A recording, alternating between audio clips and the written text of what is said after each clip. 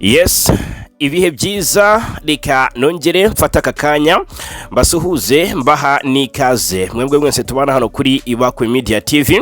Ni muri aya makuru agezweho kuri aya manywa yo kuri uyu wa kabiri tariki 14 Mata 2026.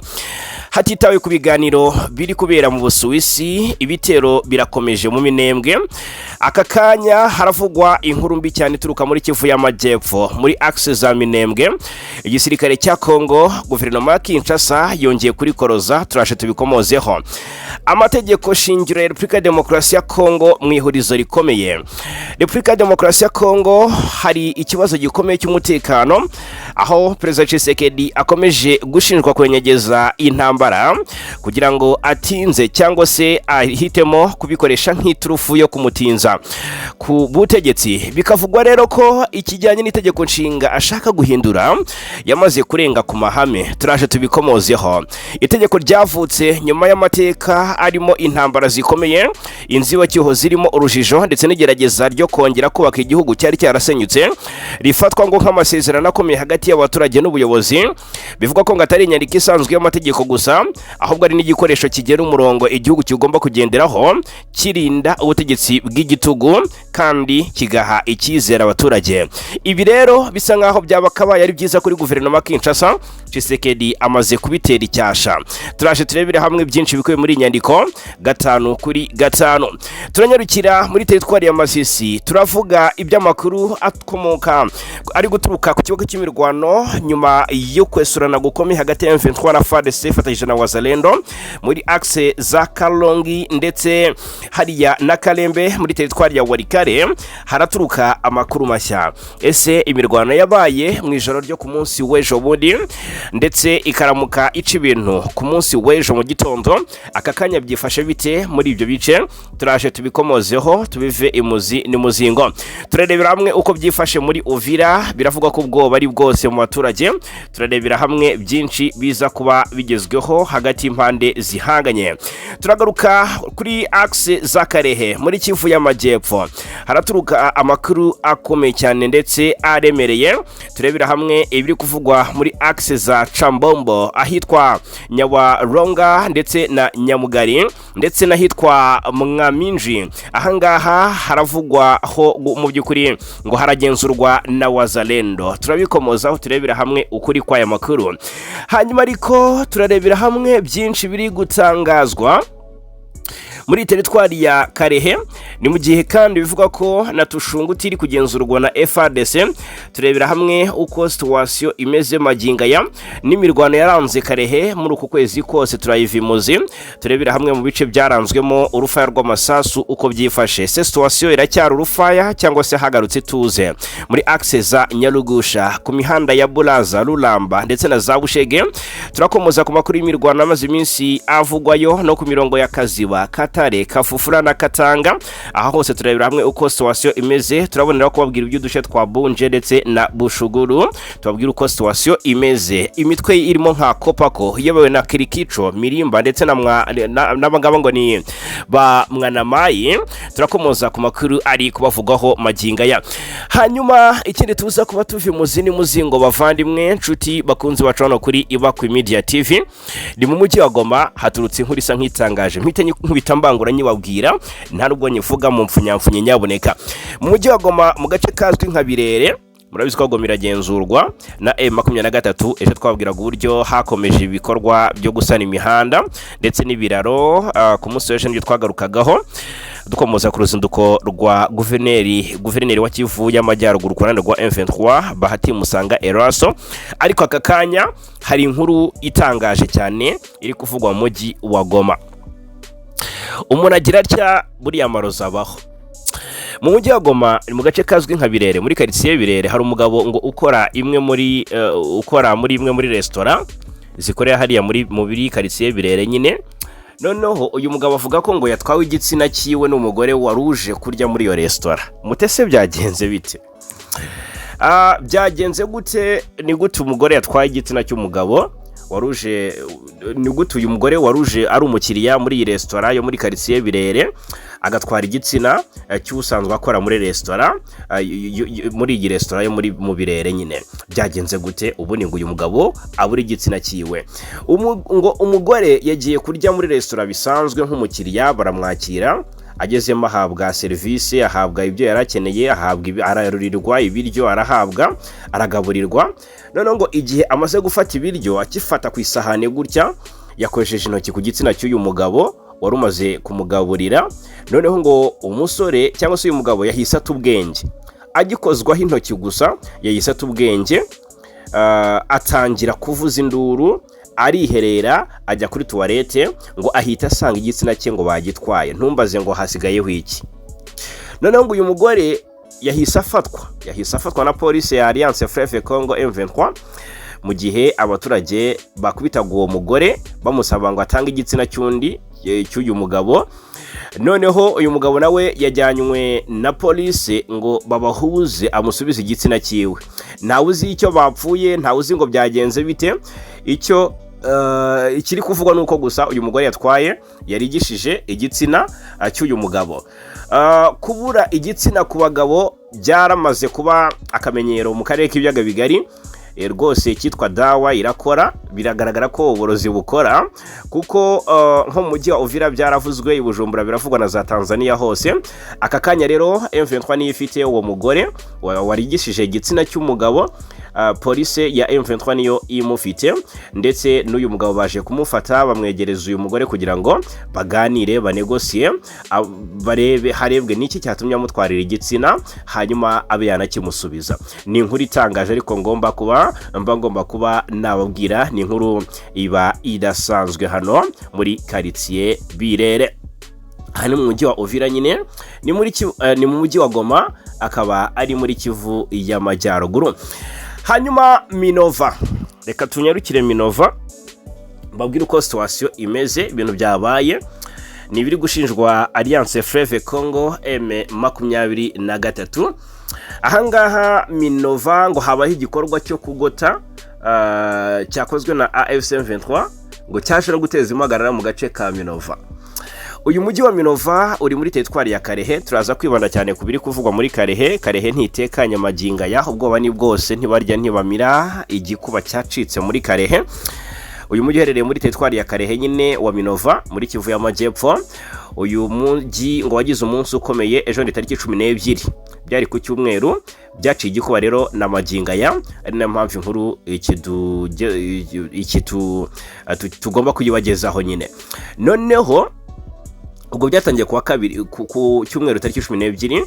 Amakuru aturuka mu baturage aravuga ko ngo abarwanyi ba ARC Armée Révolutionnaire Congolaise bakoze igikorwa kinini ngo cyo kugota ko gace kuva mu gitondo cya kare cyo ku cyumweru, ngo bashyizeho amasaha yo kutava mu ngo, kizwi nka couvre-feu. Noneho ndetse banakora isaka ngo mu ngo z'abaturage ku buryo bukomeye. Ibi ni ibishinjwa M23. Bikavuga ko ngo bakoze isaka ngo ku inzu ku yindi. Ngo muri icyo gikorwa abagabo benshi bafite hagati y'imyaka 18 ndetse na 40 barafashwe. Aba bantu bose rero ngo bajyanywe ku kibuga cyitwa ngo ni Muri aho bafungiwe amasaha menshi. Amakuru avuga ko iki gikorwa ngo cyari kigamije cyane kumenya abantu badafite ibimenyetso bya salongo, ndetse n'abakekwaho ko bashobora guteza umutekano muke mu mutwe wa AFC M23 ku butaka. Ibintu byahise bifata indi ntera. Abaturage bamwe cyane urubyiruko rw'abagabo bahunze berekeza mu misozi ya Katare, ndetse ngo bagira ngo birinde gufatwa. Ni muri icyo gihe kandi abagore, iyi Katare kandi mumenye ko ari kamwe mu duce tuza kugarukaho mu bijyanye n'imirwano na situation y'umutekano. Abaturage rero bahise bahungira aho ngaho muri za Katare kugira ngo birinde gufatwa.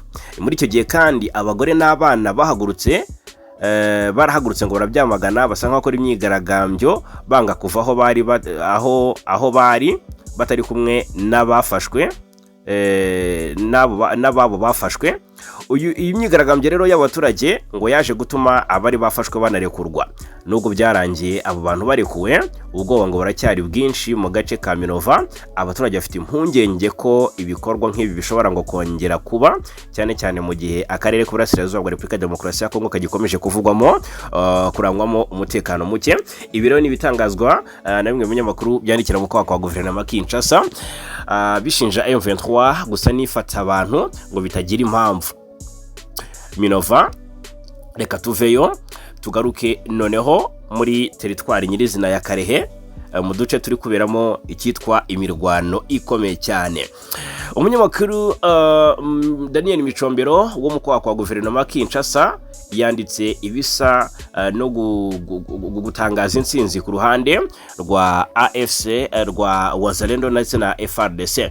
Ati Chambombo, agace yavuze uduce, ati Chambombo, Nyawaronga, Nyamugari, Mwamiji, utudushe twose aravuga ko ngo turi controle, turi kugenzurwa na Wazalendo ndetse na Fardc. Aha ni nyine ni muri teritwari ya Karere. Ngo après de violents affrontements, mu rurimi rw'igifaransa, igifaransa cyanjye ni gike, ariko yavuze ati nyuma y'imirwano ikomeye yahuje inyeshyamba za M23. Ahangaho we yavuze ngo na RDF ngo bahanganye bikomeye n'abarwanyi b'Abazalendo mu gace ka Karere. Ngo duce twinshi two mu itsinda rya Ziraro twahinduye ubuyobozi, donc twagiye mu biganza bitari bidufite. Nuko ngo twari mu biganza bya M23 ariko ngo twagarutse mu biganza bya Wazalendo. Hari kandi ngo ibikoresho bya gisirikare by'ingabo ngo z'u Rwanda byafashwe.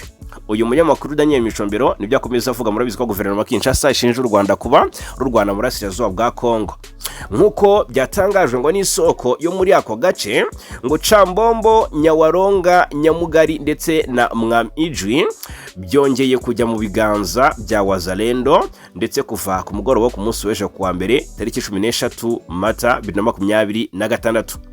Nubwo bimeze bityo ariko ngo umutekano muri aka gace uracyahungabanye kuko hakomeje kugaragara ingendo n'ihinduranywa ry'imyanya y'ingabo ku rugamba, cyangwa se hakomeze kuba icyo nakwita impinduka zidasanzwe muri teritwari ya Karere.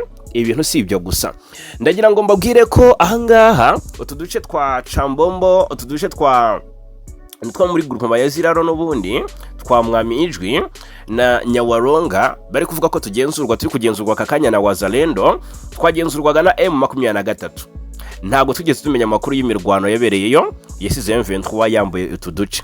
Tubonye inkuru isohoka ivuga ko utuduce twabaye turi gukontrolwa n'igisirikare cya Repubulika ya Demokarasi ya Kongo ndetse na Wazalendo. Ahangaha bikaba bigisa n'ibikiri mu rujijo. Hanyuma ni mu gihe hari hashize iminsi nk'itatu cyangwa se ibiri tubabwiye ko Fardc na Wazalendo bari kwigamba gufata agace ka Tushunguti. Uyu ni umujyi muto w'ingenzi cyane uri muri teritwari ya Karere n'ubundi muri teritwari ya Karere muri Sud Kivu, ni muri groupement ya Ziraro. Uyu mujyi ukafatwa nka capital cyangwa se nka capital city cyangwa se nk'umurwa mukuru w'iyi groupement ya Ziraro muri teritwari ya Karere, ni muri Kivu y'Amajyepfo. Iyi Ziraro ifite uduce twinshi twaberemo imirwano ndetse uku kwezi kose kwaranzwe ari imirwano. Tushunguti yo niyo nshaka kwitsaho. Ejo buri tariki 7 Mata byari byemejwe ko M23 yafasha aka gace ndetse rwose ishwiragije Abazalendo bayobowe n'uwitwa ngo ni General Kirikico. Uyu Kirikico yanatakaje abagera kuri 16 nk'uko amakuru yabihamyaga. Kirikico n'Abazalendo be barahunga barekura Tushunguti ifatwa na M23. Iyi Karere yaranzwe n'imirwano ikaze muri uku kwezi ndetse nk'uko amakuru yakomeje kugenda bivuga, imirwano yibanze cyane mu midugudu itandukanye ituwe n'abaturage nk'umudugudu wa Kusisa. Uyu mudugudu wabayemo imirwano ikomeye ndetse ni muri groupement ya Ziraro. Umudugudu ubangikanye na Kusisa witwa ngo ni Nyarugusha nawo uberamo imirwano ku mihanda ya Bulaza, Rulamba ndetse na Bushege. Ahangaha urujya n'uruza rw'impunzi rwagaragaye nurwo rwagaragaje cyangwa se rwari igihamya cy'uko habaye intambara ikomeye cyane aho abaturage bahungishaga amagara yabo. Indi mirwano yabereye ku murongo wa Kaziba Katare Kafufula, Kaziba Katare Kafufula werekeza Katanga, aho cyane cyane yibasiye uduce twa Bunje ndetse na Bushugulu. Ahangaha Bunje na Bushugulu ni ahantu bivugwa ko habaye ama operation akomeye cyane, ndetse abazarendo bakirikico bikavugwa ko bakubiswe inshuro na M23 ndetse hicwamo abandi bagera ku 9, nyuma yuko hari abandi 16 bari biciwe hariya muri axe za Kusisa ndetse na bari biciwe muri axe za Tushunguti.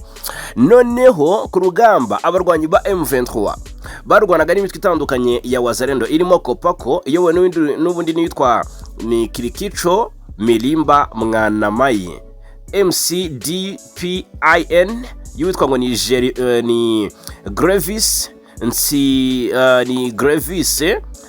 Nsimparingira, ndetse n'indi iyobowe n'itwa Haguma Kanyengwenye. Kuri uyu munsi rero bikavugwa neza ko ibintu byagiye biha amahirwe inyeshyamba za M23, ndetse bararwanaga amasaha y'igitondo byagera ni mugoroba bigasa nk'ibisubitse, ariko ijoro rikarangwa n'imirwano. Uduce twinshi twarafashwe na M23 harimo Kaziba na Katare. Katare mwumvise ko ari hamwe mu hantu rwose habaye nk'ubuhungiro ubwo hafatwaga uduce tw'ingenzi hano twa Chambombo. Icyo ndi kuvuga rero, biravugwa ko M23 yigaruriye agace ka Kaziba, Katare, Kafufula na Katanga na Mpanama na Bulaza na Bushege ndetse na Rulamba. Iyi Karehe nkayitwa Tushunguti ni bwakeye kabiriho yongeye kwigarurirwa na Fardc, nabwo nyuma yo kwa advancinga bundi bushya. Fardc ya advancinga kuri M23 yongera kwisabiza umujyi wa Tushunguti ufatwa nk'umurwa mukuru wa groupement ya Ziraro muri teritwari ya Karehe muri Kivu y'Amajyepfo. Ubwo rero aka kanya Tushunguti iragenzurwa n'igisirikare cya Kongo na Wazalendo. Nagerageje guhamagara imboni yacu iri muri biriya bice bya Karehe, ntabwo nayifatishije, ariko biragaragara ko Tushunguti ishobora kubiri kugenzurwa na Fardc ndetse na Wazalendo. Igitero cyagaruye Tushunguti mu biganza bya Fardc nyuma y'amasaha 48 gusa M23 ihigaruriye cyangwa se hagenzuye. Bivugwa ko ari ibitero byaturutse muri axe za Biriko na Busurungi ni muri teritwari ya Warikare. Imirwano yari ikomeye cyane yanasize M23 isubiye inyuma inatakaje abarwanyi. Icyo bivuze rero ku mutekano wa hano muri Tushunguti mu by'ukuri muri teritwari ya Karehe kugabanya, reka mbyite gutya, hari igitutu Fardc yari ifite nyuma y'uko itakaje Tushunguti yamaze kugikuraho, ariko aka kanya M23 nayo ifite igitutu cyo kwigarurira Tushunguti kuko ntabwo nkeka ko Fardc yayifashe M23 ngo ibe yabona ko idahombye. Aka kanya abarwanyi ba M23 bahunze berekeza mu bice bya Manje na Hombo, rwose bashobora gukora riyoge bakongera bagafata Tushunguti anytime. Niyo mpamvu abaturage bari muri ibi bice bafite impungenge zidasanzwe. Ntabwo higeze hamenyekana imibare y'abaguye mu mirwano, ariko byavuzwe ko rwose M23 yatakaje ndetse na Fardc birumvikana na Wazalendo. Ntabwo higeze hatangazwa imibare ya nyayo y'abaguye ahitwa Tushunguti. Umutekano uracyari mu ihurizo rikomeye muri bino bice byo muri teritwari ya Karehe muri Kivu y'Amajyepfo. Usenga yasengera bariyo. Hanyuma indi mirwano iri kuvugwa cyane ni ibitero karabutaka biri kuvugwa muri Kivu y'Amajyepfo. Mwibuke ko uyu munsi ni umunsi wa kabiri w'ibiganiro bya hariya mu Busuwisi biri kugaruka ku mutekano ku butaka burasirazuba bw'igihugu cya Kongo. Agahenge ni kimwe mu bintu by'ingenzi twagiye tugarukaho, bari kugenda barebera hamwe muri ibiganiro ndetse no guhererekanya imfungwa, ariko Kinshasa igashaka ko habaho n'ifungurwa ry'ikibuga cy'indege mpuzamahanga cyagomba kugira ngo horoshywe ibikorwa by'ubutabazi.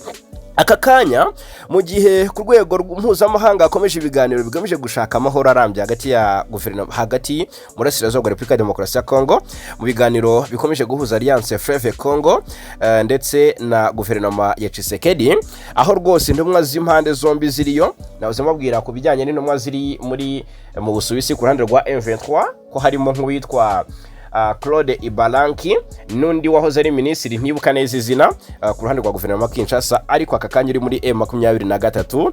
Hanyuma ariko hatitawe kuri ibyo biganiro nyine nagira babwire ko umutekano ukomeje kuzamba mu bice bitandukanye by'umurenge muri Minembwe, aho abaturage bakomeje kugabwaho ibitero hifashishijwe indege zitagera abapilote zizwi nka drone, bikozwe n'ingabo za Congo Force Armée de la République Démocratique du Congo zifatanyije n'imitwe yitwaje intwaro iyishyigikiye ndetse n'ingabo z'u Burundi. Amakuru aturuka mu baturage batuye muri ako gace aravuga ko mu ijoro ryo kuri uyu wa mbere rishyira ku wa kabiri habaye ibitero byibasiye imihana itandukanye irimo Lundu, Kalingi n'indi ikikije. Ibi bitero bya drone rero byatangiye mu masaha y'umugoroba bikomeza kugeza mu rukerera rwo ku mu gitondo rwose cyo kuri uyu wa kabiri, bikaba byanasize ingaruka zikomeye ku buzima n'imibereho by'abaturage. Abaduhaye ubuhamya baravuga ko amazu menshi yasenywe, ntabwo hatangajwe umubare, ariko amatungo arimo nk'inka nayo yishwe. Ibintu byafashwe nk'igihombo gikomeye ku baturage bishingikiriza ku bworozi nk'isoko y'imibereho yabo ya buri munsi. Uretse ibyo rero, amakuru ataremezwa ku mugaragaro n'inzego zibishinzwe agaragaza ko hari n'abaturage baba barahasize ubuzima, nubwo imibare nyayo itaramenyekana neza kugeza magingo aya. Ibikorwa bibaye mu gihe hari icyizere cyari cyatangiye kugaragara ku bijyanye n'ibiganiro by'amahoro biri kubera mu Busuwisi, bigamije gushakira umuti urambye ikibazo cy'umutekano umaze igihe kirekire mu burasirazuba bwa Repubulika ya Demokarasi ya Kongo. Abasesengura rero bamwe mu bya politiki n'umutekano baragaragaza ko gukomeza kw'ibitero muri ibi bihe bitoroshye, cyangwa se muri ibi bihe bishobora kudindiza cyangwa se gutesha agaciro izo mbaraga ziri gushyirwa mu biganiro. Rero ibiri kubera mu Minembwe nakamaramaza. Hagarutse tuze muri Kivu y'Amajyaruguru ahari habeye imirwano ku mugoroba wo ku munsi wo ku cyumweru ushyira ku wa mbere. Bikavuga ko ndetse mu gitondo cyo ku wa mbere ku munsi w'ejo hari havuzwe ituze. Igitondo cyo ku munsi w'ejo ku wa mbere havuzwe ibintu bibiri. Havuzwe imirwano muri axe za Masisi na Warikare mu duce twa Kalonge na Kalembe, ariko havugwa n'ituze kubera ko imirwano yari yabayeho ku masaha y'umugoroba wo ku cyumweru, ndetse ku wa mbere mu gitondo barongera baresurana birangira besuranye akanya gato habaho n'ituze. Aka kanya hari ituze nta sasu riri kuvuga, ariko ubwoba ni bwose kuko abaturage nabo ntibaza aho bijya niyo bigana.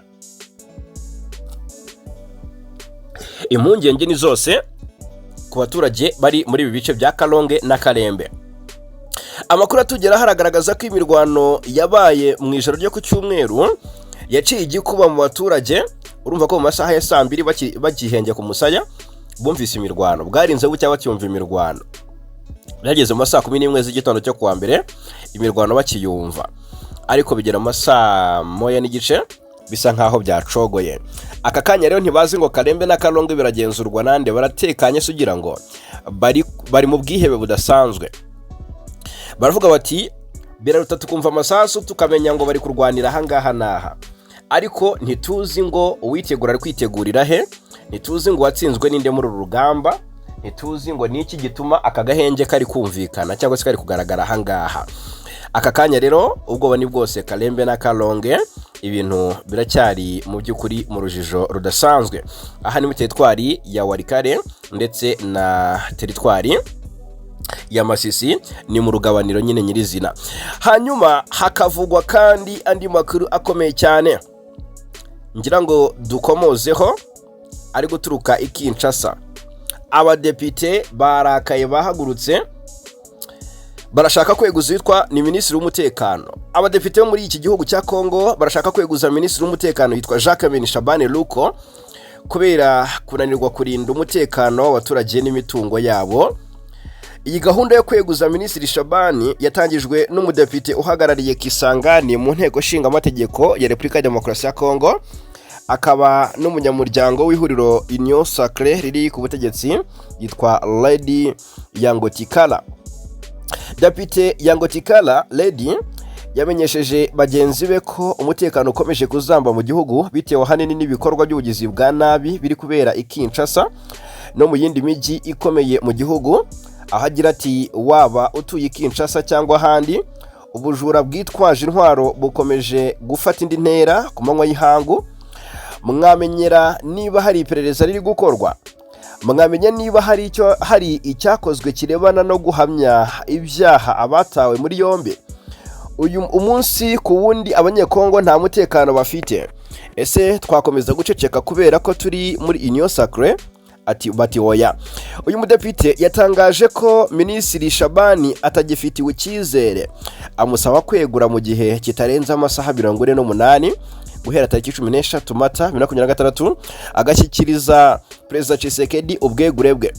Biteganyijwe ko abadepite bazajya impaka kuri gahunda ya depite Yangotikala yo kweguza Minisitiri Jacques Shabani Luko mu by'ukuri banzure niba agomba kwegura cyangwa se kuguma mu nshingano. Depite Yangotikala akomeje ubukangurambaga muri bagenzi be kugira ngo bashyigikire gahunda ye. Yemeje ko amaze kubona imikono y'abarenga 50 bamushyigikiye yo kweguza uyu Shabani. Hanyuma urupfu rw'umushoramari Kinshasa rwari koroje warasiwe Kinshasa rwateje impagarara. N'umuherwe w'umunyekongo warutuye i Pretoria muri Afrika y'Epfo yitwa Amis Issa Valley. Uyu yarasiwe mu nyubako ya La Renaissance iherereye muri commune Gombe ni mujyi wa Kinshasa mu rwa mukuru w'igihugu cya Repubulika ya Demokarasi ya Kongo mu ijoro ryo ku ya 9 rishyira ku ya 10 Mata 2026. Amashusho yafashwe na kamera zo mu nyubako Amis yari yarayemo muri iryo joro amugaragaza yinjirana mu cyumba n'undi muntu bivugwa ko ari inshuti ye yitwa Mukena Mwepu Beni. Mu wundi mwanya uyu muntu agaragaza ari muri essence afite ikintu bikekwa ko ari umurambo wa Amisi, yirinda kwerekeza amaso neza muri kamera bigakekwa ko yirindaga kumenyekana. Hanyuma rero bivugwa ko uwo bikekwa ko ari Mukena yashoboye gusohoka muri inyubako nta umuketse. Nyuma y'amasaha make umurambo wa Amisi wagaragaye inyuma ya hoteli iri hafi aho ufite ibikomere by'amasasu. Iminsi mu by'ukuri Amisi w'imyaka 34 y'amavuko, imyaka 34 y'amavuko yari umushoramari ukomeye cyane kuko yari afite ikigo gishakira abanyacyubahiro indege zihariye zo gukodesha. Akaba vice president w'ikigo w'ikipe ya Nouvelle Vie Bomoko FC na president w'ishyirahamwe rya netball muri iki gihugu. Hashingiwe rero kubona ribonye Amisi yari afite mu mupira w'amaguru, leta ya Kongo yari yaramuhaye isoko ryo kuvugurura ikibuga n'intebe muri stade y'igihugu ya Martyrs iri mu mujyi wa Kinshasa. Minisitiri wa siporo muri Kongo yitwa Didier Budimbu yatangaje ko yashengwe n'urupfu rwa Amisi, agaragaza ko yari umushoramari ukiri muto wagize uruhare mu iterambere rya siporo binyuze mu kuvugurura stade de Matrice. Hanyuma Budimbu rero yasabye ko hakorwa iperereza rifatika kugira ngo icyatwaye ubuzima bwa Amisi kimenyekane. Ku ya 13 Mata ni ku munsi w'ejo, Minisitiri w'ubutabera muri Kongo yitwa Guillaume Ngefa yatangaje ko ubushinjacyaha bwatangije iperereza kugira ngo uwishe Amisi n'abandi bagize uruhare mu rupfu rwe babiryozwe. Minisitiri Ngefa yatangaje ko yasabye ko iperereza ku rupfu rwa Amisi ryihutishwa, asobanura ko uwa mbere ukekwaho kwica uyu mushoramari n'abandi bikekwa ko bafatanyije bari gushakishwa n'inzego zibifitiye ububasha. Hanyuma ikindi twakomozaho, reka noneho turebera hamwe aho Kisekedi agize gutya akarindimurira Repubulika ya Demokarasi ya Kongo. Ari kwitwaza guhindura itegeko nshinga nicyo ashaka kugira ngo akomeze kugundira ubutegetsi, nyamara ibi byo biri kugaragazwa nk'ibitazamuhira mu buryo bumwe cyangwa se ubundi. Hanyuma rero ni mu gihe Repubulika ya Demokarasi ya Kongo ikomeje kunyura mu bihe by'imihindagurikire ya politiki n'umutekano, hari inyandiko y'ingenzi ikomeje gufatwa nk'inkingi ya mwamba y'ubumwe n'imiyoborere y'igihugu, itegeko nshinga rya 2006. Iri tegeko ryavutse nyuma y'amateka arimo intambara zikomeye, inzibacyuho zirimo urujijo ndetse n'igerageza ryo kongera kubaka igihugu cyari cyarasenyutse, rifatwa nk'amasezerano akomeye hagati y'abaturage n'ubuyobozi. Iyo rero si inyandiko isanzwe y'abaturage n'ubuyobozi, mu by'ukuri si inyandiko isanzwe y'amategeko gusa, ahubwo ni igikoresho kigena ngo umurongo igihugu kigomba kugenderaho kirinda ubutegetsi bw'igitugu kandi kigaha icyizere abaturage. Mu ngingo cyangwa se mu nkingi z'ingenzi zigize iri tegeko nshinga harimo ihame rigena ko Perezida wa Repubulika ya Demokarasi ya Kongo adashobora kurenza manda ebyiri. Iri hame rifatwa nk'umutima w'imiyoborere ishingiye kuri demokarasi kuko rituma habaho icyo nakwita ihererekanya bubasha mu mahoro, rikagabanya cyangwa se rikabuza ko ubutegetsi bwiharirwa n'umuntu umwe cyangwa se itsinda rito. Ariko kandi uko imyaka igenda ishira hari impaka zishobora gukaza umurego mu gihugu, aho bamwe mu begereye ubutegetsi bwa Perezida Kisekedi bashyirwa mu majwi ko bashobora kuba barimo gushaka uburyo bwo guhindura cyangwa se gusobanura bundi bushya iri tegeko, cyane cyane ku bijyanye n'izo manda z'umukuru w'igihugu.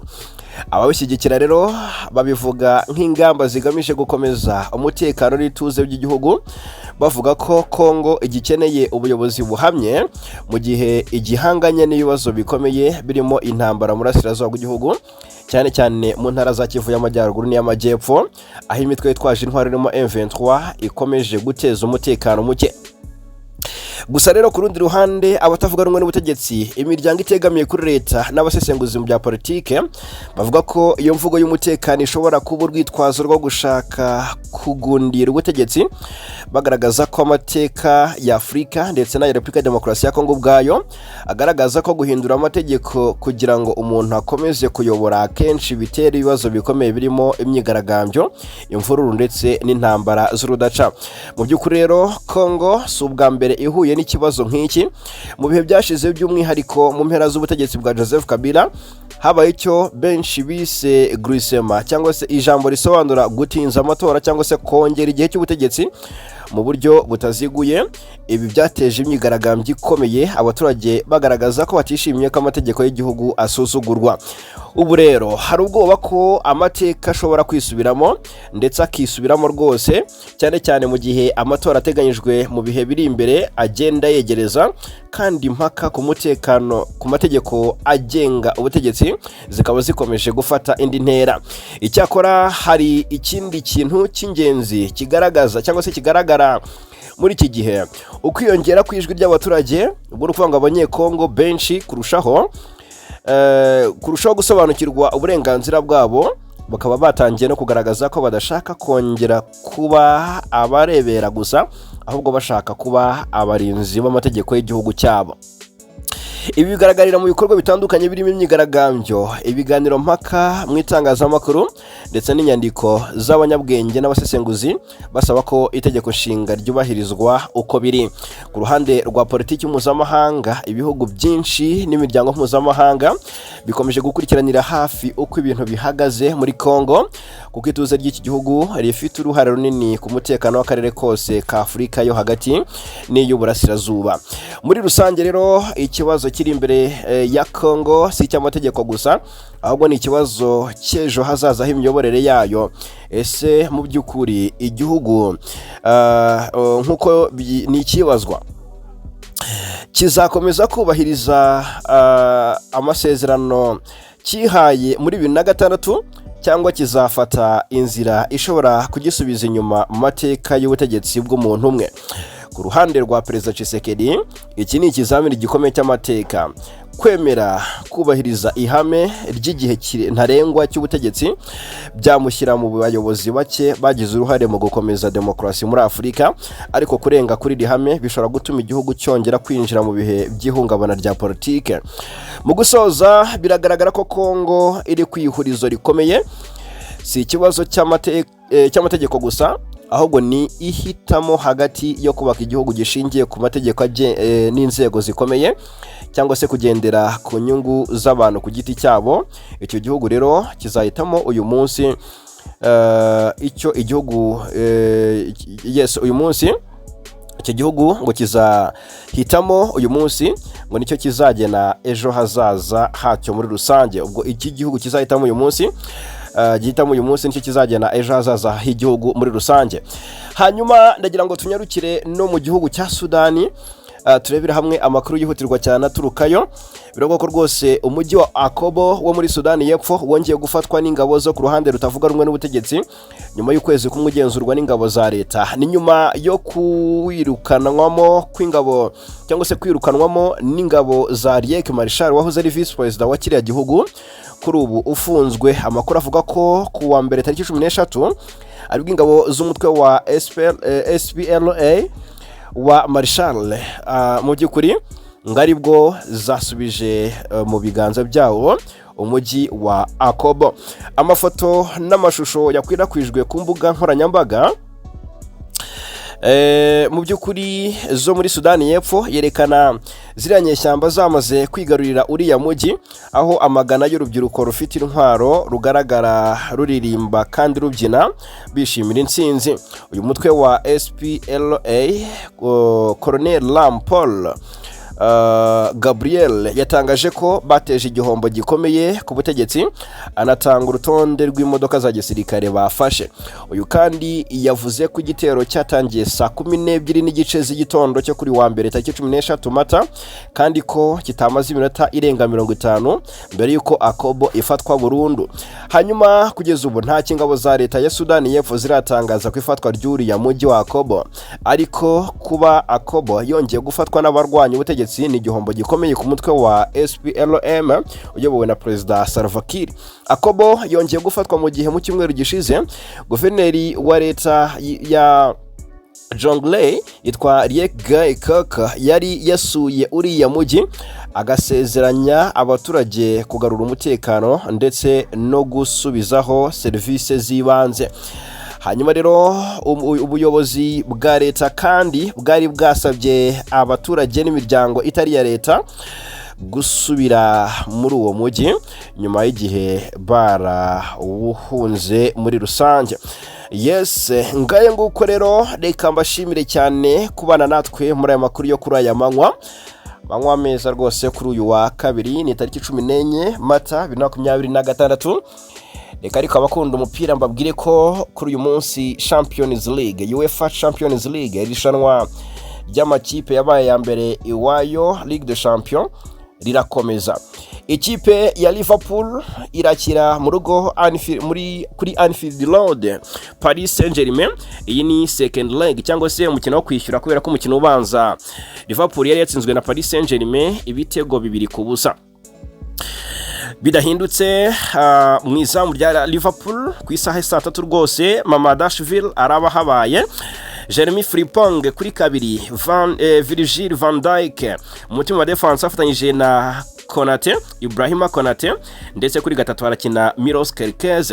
Yitwa Gravenberch hagati mu kibuga arafatanyije na Alex McAllister. Mohamed Salah araca kuri 7, Florian Wirtz ace kuri 11. Hanyuma rero hatake Hugo Ekitike ahabwa passe z'urudaca na Dominique Szoboszlai.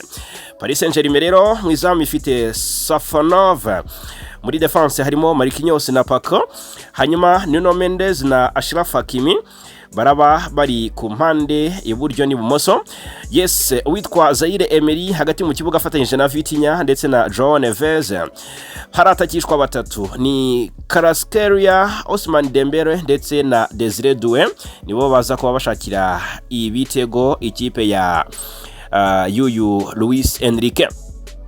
Ni mu gihe kandi Barcelona iza kubifite urubanza rutoroshye hariya ku kibuga cya Atletico Madrid. Biravugwa ko rero nta gihindutse mu izamu rya FC Barcelona iza kuba yasuye, dore ko ifite umwenda w'ibitego 2 yatsindiwe i Camp Nou.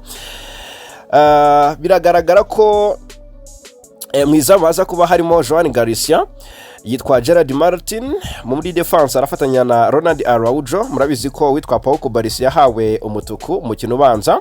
Jules Koundé kuri kabiri, mu Faransa araba habaye na nimero 23, kuri gatatu n'umunya Portugal João Cancelo.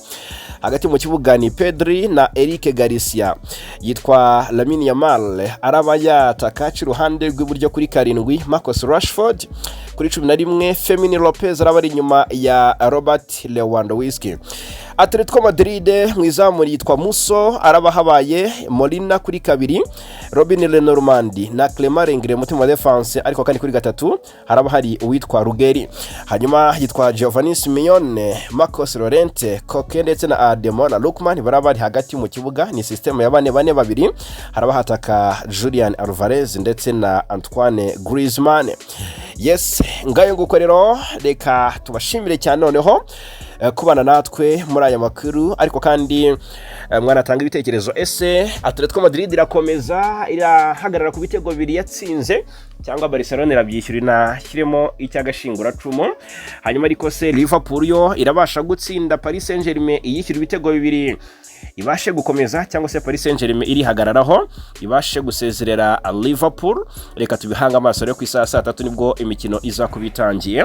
Ubwo rero 5-5 hano kuri Ibakwe Media TV turagerageza no kubabwira resulta makuru yacu aza kuba agezweho. Imana y'amahoro ikomeze kubana nawe.